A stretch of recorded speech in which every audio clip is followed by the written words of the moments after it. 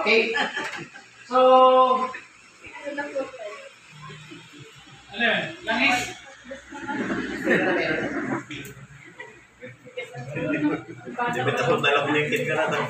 okay.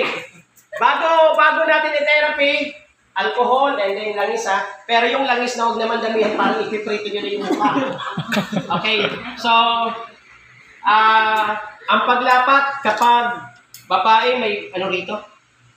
May tinatawag na protection, pwedeng unan, or ano man ang maglalagay.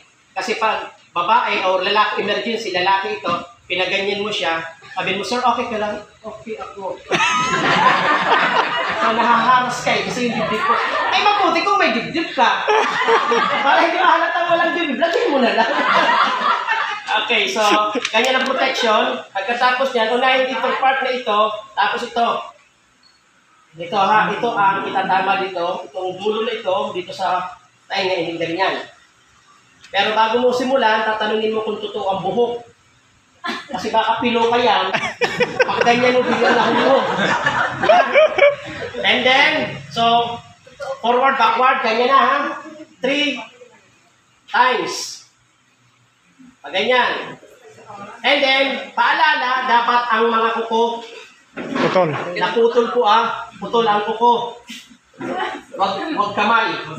So, yung kuko yan, dapat kaya kung kayo ay mahabang kuko, mga babae, magpaalam na po kayo, papatayin nyo na yun. Kasi pag ginanyan mo yan, ginanyan mo, baka mahiwa yung bumbunan, lumabas yung utak. Kung wala naman ang utak, mapapahiya lang yun. Ito lang, so ganyan ha. So, forward, backward. So, dahan-dahan. Ganyan. Pagkatapos,